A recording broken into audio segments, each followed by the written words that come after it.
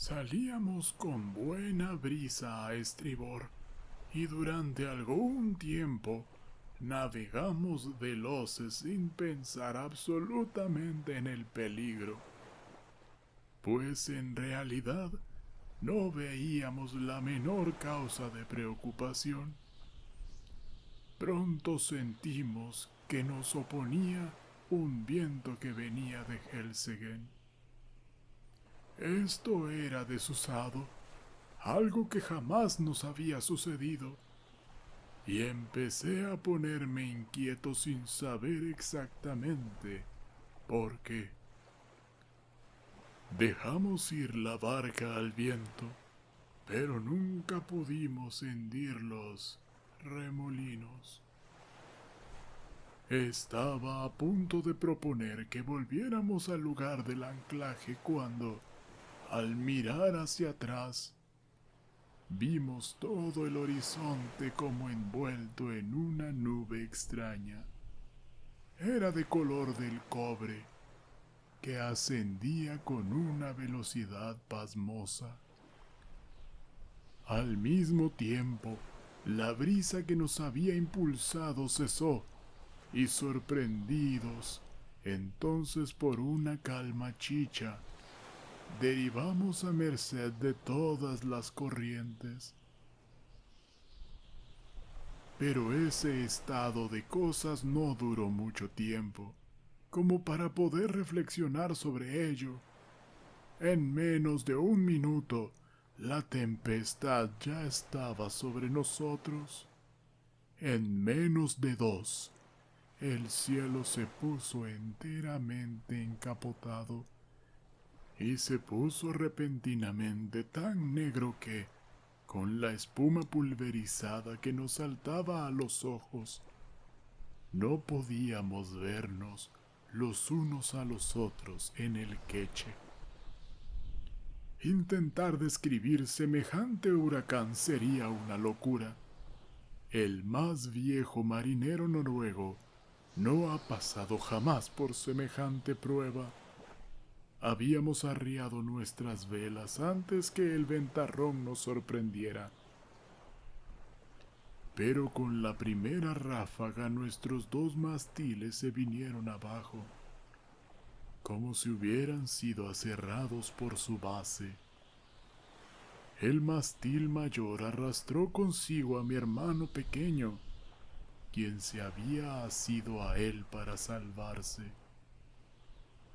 Nuestra embarcación era el más ligero juguete que jamás flotó sobre el mar.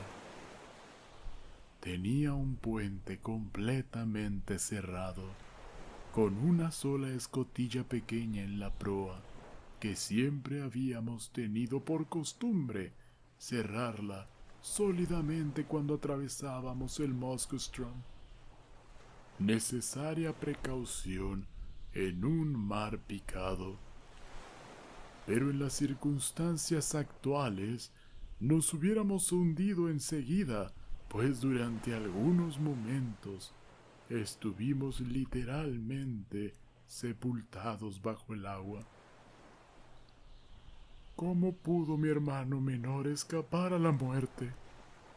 Esto es algo que no puedo decir y que jamás he podido explicarme. Por mi parte, tan pronto como solté el trinquete me arrojé de bruces en el puente, con los pies contra la estrecha borda de proa y las manos aferradas a una armella junto a la base del palo del trinquete. El simple instinto me impulsó a obrar así.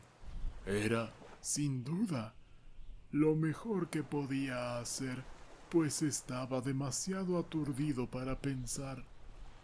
Durante algunos minutos nos encontramos materialmente inundados, como ya le dije. Y durante ese tiempo contuve la respiración y me aferré a esa armella. Cuando sentí que no podía ya resistir más, Me levanté sobre las rodillas, sosteniéndome siempre con las manos, y alcé del todo la cabeza. Entonces nuestra pequeña embarcación dio una sacudida, como un perro que sale del agua, y se elevó por sí misma, en parte, fuera del mar. Me esforcé entonces por sacudir de mí el estupor que me invadía y recobrar suficientemente mis sentidos para ver qué podía hacerse.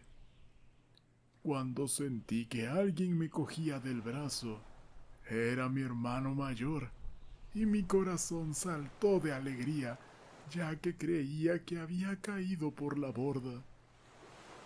Pero un momento después, toda aquella alegría se convirtió en horror, cuando acercando su boca a mi oído, vociferó esta simple palabra: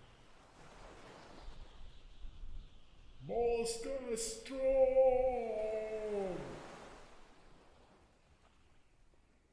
Nadie sabrá nunca cuáles fueron mis pensamientos en semejante momento. Me estremecí de pies a cabeza, como en el más violento acceso de calentura. Comprendí perfectamente lo que entendía él por esa sola palabra. Sabía lo que quería darme a entender. Con el viento que ahora nos empujaba, estábamos condenados al remolino del Moskostrom y nada podía salvarnos. Habrá comprendido bien que, al atravesar el canal del Moskostrom, navegábamos siempre mucho más arriba del remolino, inclusive en el tiempo de mayor calma, y luego teníamos que espiar y acechar cuidadosamente el repunte de la marea. Pero ahora corríamos directamente hacia el vórtice mismo, y con una tempestad como aquella, ciertamente, pensé, llegaremos ahí en el momento de la calma, y nos queda, por ende, una pequeña esperanza. Pero un minuto después, me maldecía a mí mismo por haber sido tan loco al soñar con alguna esperanza. Me daba perfecta cuenta de que estábamos condenados, aunque hubiésemos navegado en un barco de 90 cañones.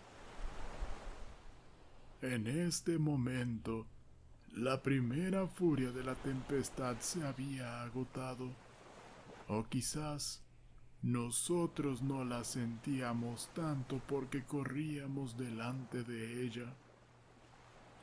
Pero, en todo caso, el mar que el viento había dominado al principio, tranquilo y espumoso, se elevaba ahora formando verdaderas montañas.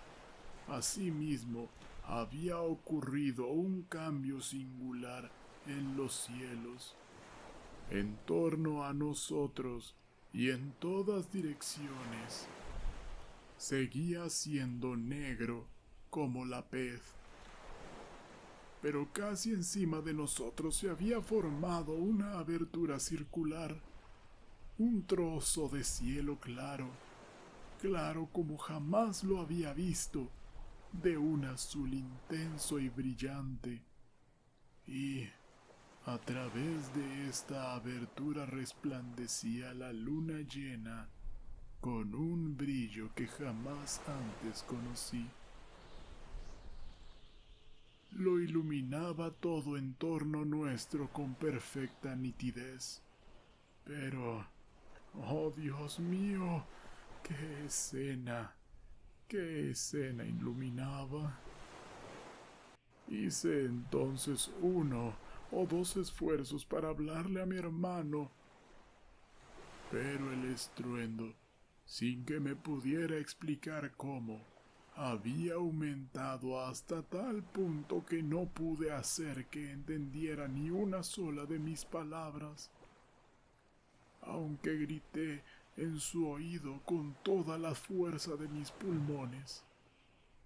De pronto movió la cabeza, se puso pálido como un muerto y levantó uno de sus dedos para decirme: ¡Escucha! Al principio no me di cuenta de lo que quería decir, pero muy pronto relampagueó en mí un espantoso pensamiento. Saqué mi reloj del bolsillo. No funcionaba. Miré la esfera a la luz de la luna y prorrumpí en llanto, al mismo tiempo que lo arrojaba al océano. Se había detenido a las 7. Habíamos dejado pasar el momento de la calma y el remolino del Moskenstrom estaba en plena furia. Cuando un navío está bien construido, propiamente equipado y no muy cargado, las olas, con un viento fuerte, si se halla en alta mar, parece que éstas se deslizan siempre por debajo de su quilla, lo cual le parece extraño al hombre de la tierra, y es lo que en lenguaje marino se llama cabalgar. La cosa marchaba bien en tanto cabalgáramos hábilmente sobre el oleaje, pero ahora un mar gigantesco nos apresaba por detrás arrastrándonos consigo. Hacia arriba, como si quisiera empujarnos hasta el cielo. No hubiera creído nunca que una ola pudiera subir tanto. Y luego descendíamos con una curva, un deslizamiento, una zambullida que me producía náuseas y vértigo, como si cayese en sueños desde lo alto de una elevada montaña. Pero desde la cima de la ola había echado una rápida ojeada en torno mío, y ésta había bastado. Me di cuenta exactamente de nuestra posición en un segundo. El vórtice del Moskenstrom estaba a 1/4 de milla adelante más o menos. Pero se parecía tan poco al Moskenstrom de todos los días. Como ese remolino que ve usted ahora se parece al que se forma en un molino. De no haber sabido dónde estábamos y lo que teníamos que esperar, no hubiera reconocido aquel lugar. Tal como era, me hizo cerrar involuntariamente los ojos de terror. Mis párpados se juntaron como en un espasmo.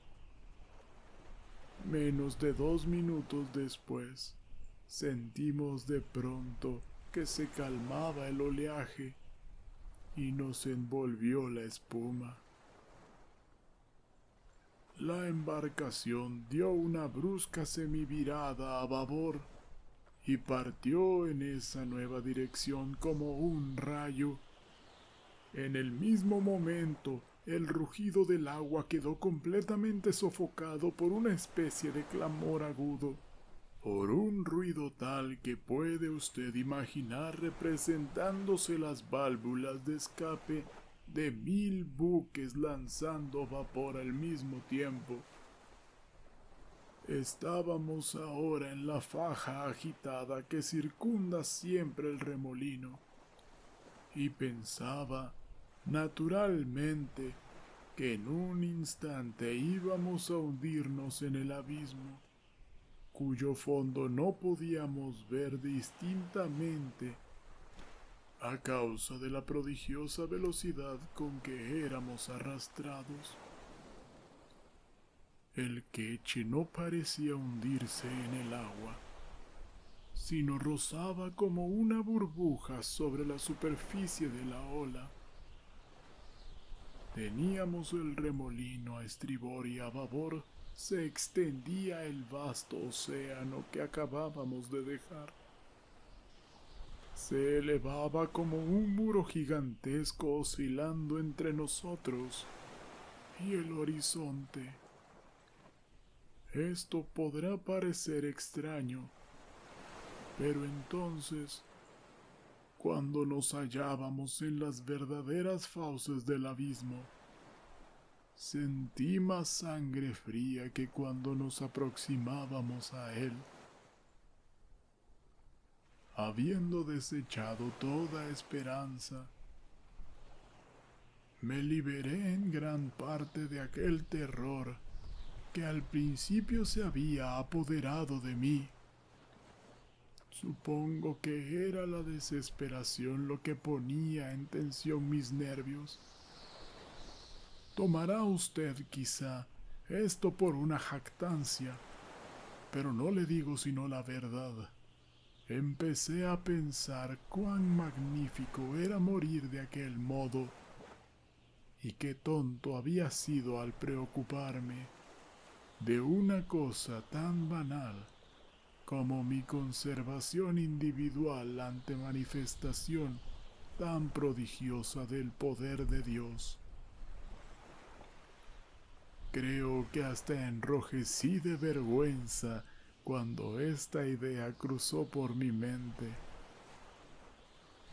Pocos momentos después, me sentí presa de la más ardiente curiosidad tocante al remolino mismo. Sentí positivamente el deseo de explorar sus profundidades, incluso al precio de mi propio sacrificio. Mi pena mayor fue pensar que jamás podría contarles a mis camaradas los misterios que estaba a punto de conocer. Eran estas, sin duda, extrañas fantasías que ocupaban la mente de un hombre en semejante circunstancia. Y desde entonces, siempre abrigué la idea de que los giros de la embarcación en torno del vórtice habían trastornado un tanto mi cabeza. Hubo otra circunstancia que contribuyó a hacerme recobrar el dominio de mí mismo. Fue la completa sensación del viento que no podía alcanzarnos en nuestra situación actual. Pues como usted mismo puede ver, el cinturón de espuma está considerablemente por debajo del nivel general del océano. Y este último nos dominaba como la cresta de una alta y negra montaña. Si no se ha encontrado usted nunca en el mar durante un huracán, no podrá formarse una idea de la turbación de espíritu ocasionada por el viento y la lluvia de espuma conjuntamente. Le ciega a uno, le aturde, le estrangula y le quita a uno toda facultad de acción o reflexión. Mas ahora nos sentíamos aliviados de aquellas molestias, como esos reos condenados a muerte, a quienes se les concede en su prisión algunos pequeños favores que se les prohibían mientras su estancia no había sido pronunciada. Me sería imposible decir cuántas veces dimos la vuelta al circuito, Corrimos siempre en derredor durante 1 hora tal vez. Volábamos más que flotábamos y nos aproximábamos siempre más y más al centro del remolino, siempre a su espantable borde interior. Durante todo este tiempo no había soltado la armella que me sostenía. Mi hermano estaba en la popa sujetándose a un pequeño barril vacío, sólidamente atado bajo la bovedilla. Era casi el único objeto de cubierta que no había sido barrido al embestirnos el huracán. Cuando ya nos acercábamos al borde del pozo, soltó el barril y quiso asir la argolla que, en la agonía de su terror, se esforzaba por arrancar de mis manos, pero que no era suficientemente grande para proporcionarnos un asidero seguro a los dos. No experimenté nunca una pena tan profunda como cuando le vi intentar aquel acto, aunque comprendí que entonces estaba trastornado y que el espanto lo había convertido en un loco furioso. Con todo, no me ocupé en disputarle el sitio. Sabía bien que importaba poco estar agarrado o no. Le dejé la armella y me fui al barril de atrás.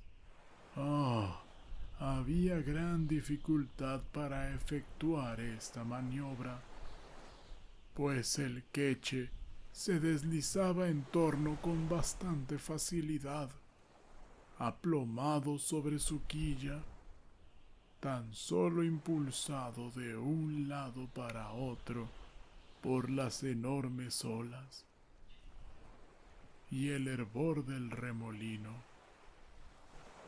Apenas me había asegurado a mi nueva posición cuando dimos violento bandazo a estribor y nos precipitamos de cabeza en el abismo.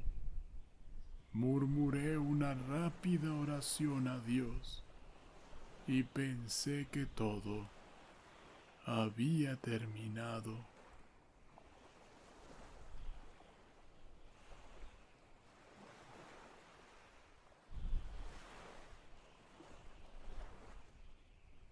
Y hasta aquí llegamos por hoy. Quiero agradecerles a todos los que nos están acompañando en esta segunda parte. Si te perdiste la primera, te dejo una etiqueta aquí arriba, sin antes decirte gracias por haber llegado hasta aquí. Esta historia la terminaremos la semana que viene. Espero te esté gustando y espero con ganas que nos volvamos a encontrar y que sea más pronto de lo que imaginas. Chao. Una pequeña anotación. Usualmente siempre intento tomar una de las mejores horas para poder grabar y tener un audio más limpio para ustedes. Pero aparentemente todo alrededor decidió que no estaban muy de buenas para dejarme grabar, así que tocó edición adicional. Pero saben que lo hago con todo gusto. Me encanta hacer esto y me encanta poder compartir con ustedes estas historias que considero magníficas. En especial esta, saben que no la escribí yo, esta es de Edgar Allan Poe. Cuando son mías, pues no atribuyo a nadie más. Ya saben. Pero muchas gracias por estar aquí. Chao.